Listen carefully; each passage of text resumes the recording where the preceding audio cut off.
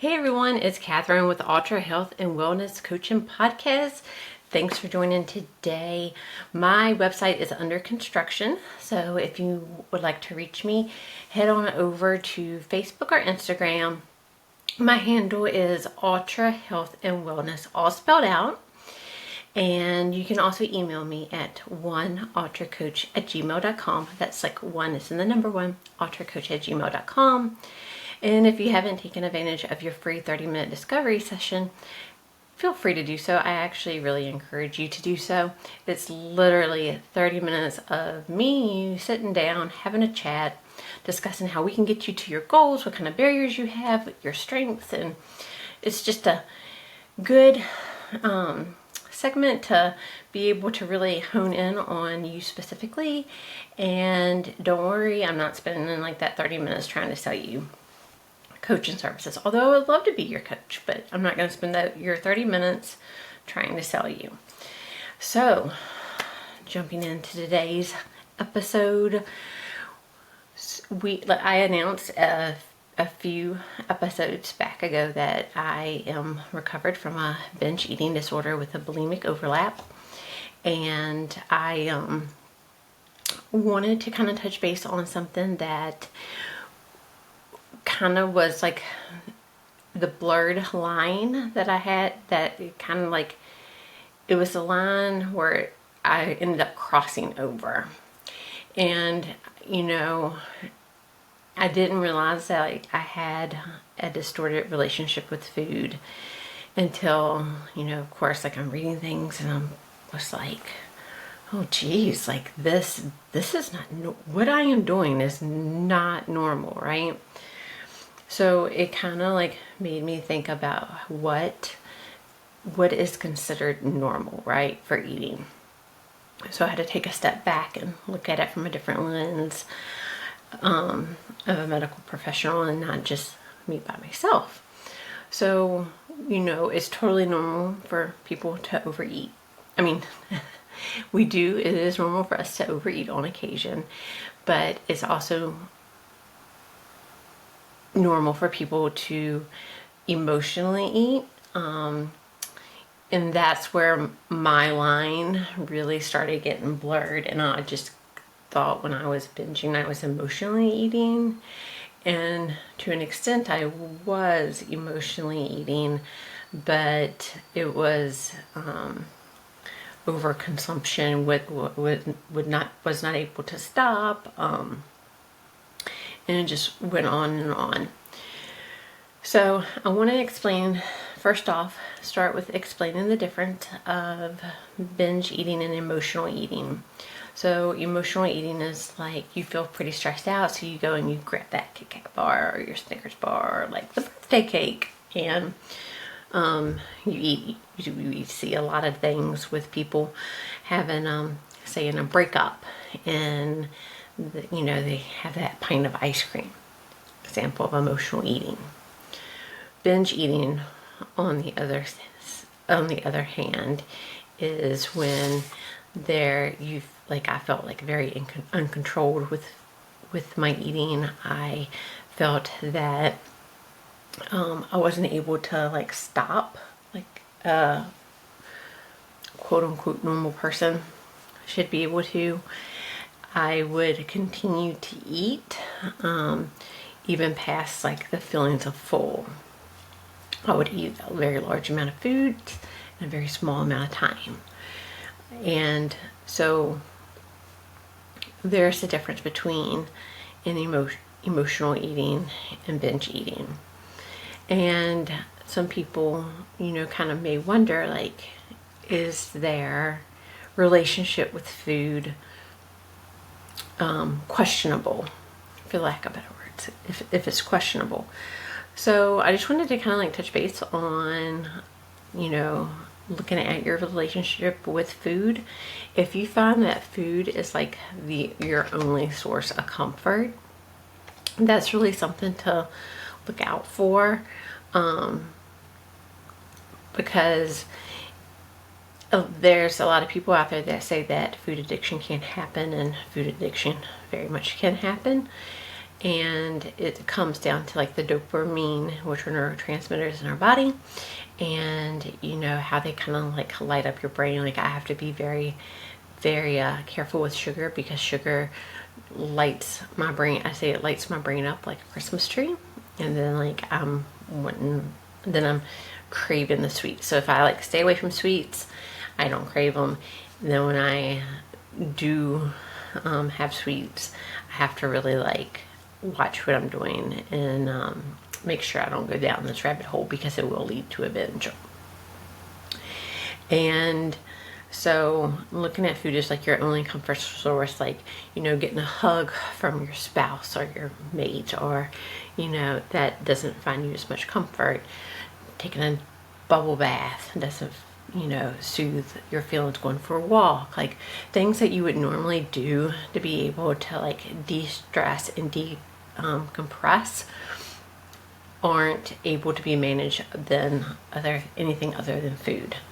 You might want to start really looking at your relationship with food. And then daydreaming and stressing about food 24/7. When I was really in the thick of it, it was like, I say it was like kind of like a Twitter feed with my thoughts around food. It was like constantly like what I ate, what I'm planning to eat, how much calories would that be, how much do I need to exercise to do this, and just like I would stress, like I spent so much brain energy on these things that it was not productive for me.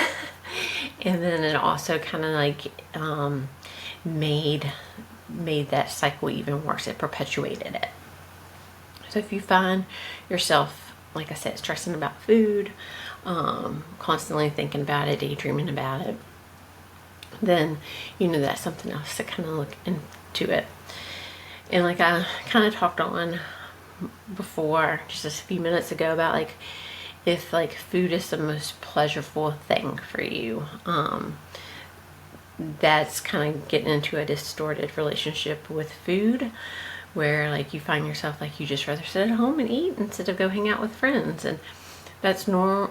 It's normal to kind of need downtime, but to be able to want to stay home solely to eat alone by yourself is not.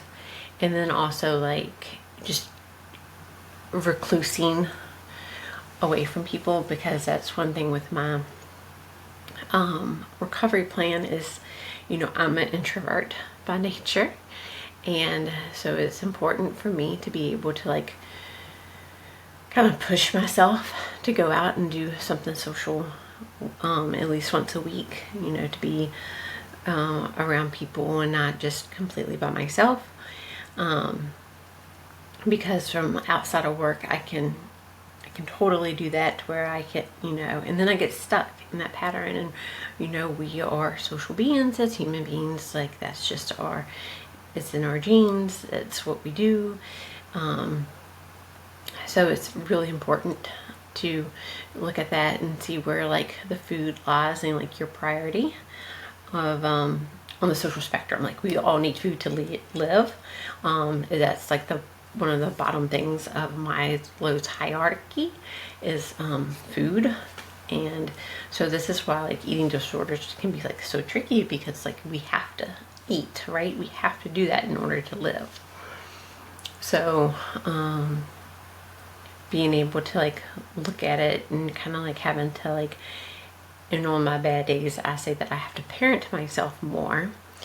It just means to like what is, for lack of better terms, normal, or let's say healthy, because that's more of an accurate, or what's healthy eating, or exercising, and what's like going to the extreme.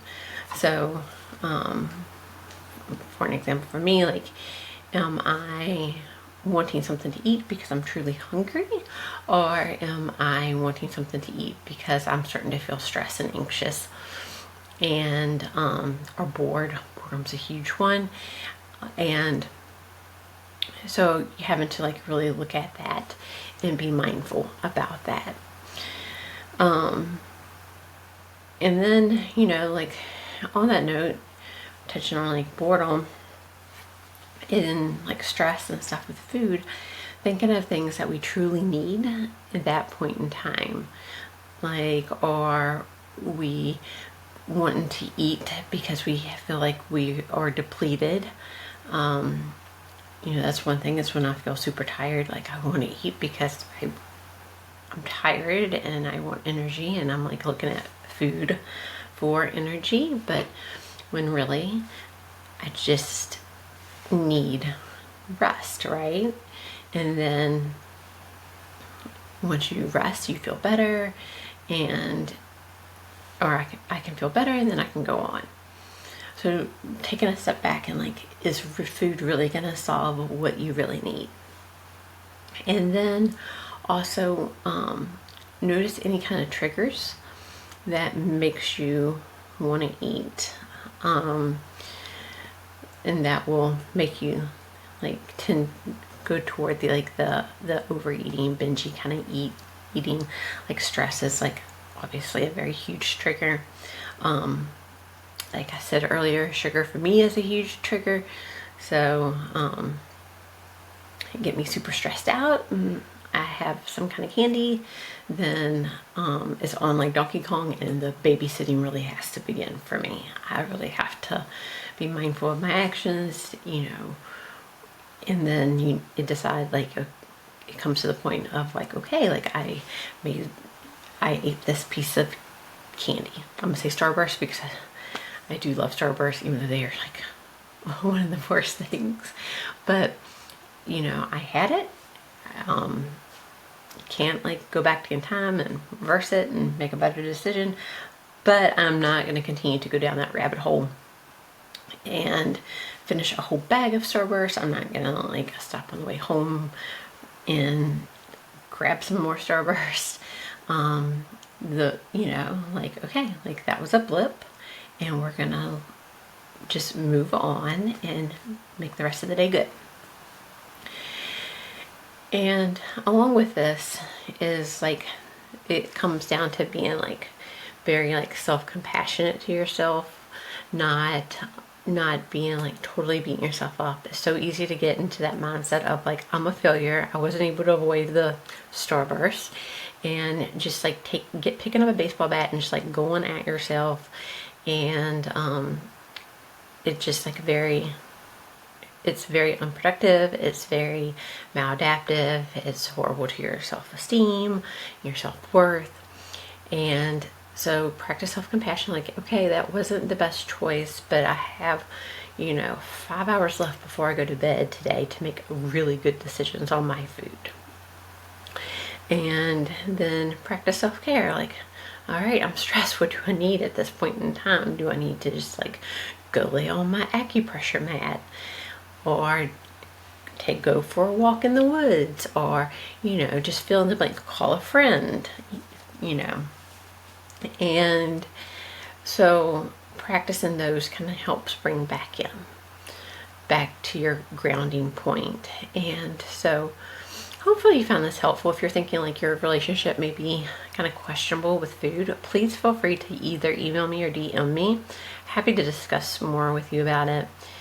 Like I said once before, I think my binge eating, I was totally thought it was normal until I found it wasn't. And then, you know, you go through like all kinds of shame about it, like, you know, I should know better, like all this information, like I'm a health care professional. But it happens, right? Life happens. So hope you found this helpful. Hope you tune in next week. And remember, you can find me at one, like the number one, ultracoach@gmail.com. And find me on Facebook and Instagram at Ultra Health and Wellness, all spelled out. So until next time, thanks for joining, and see you later, and God bless.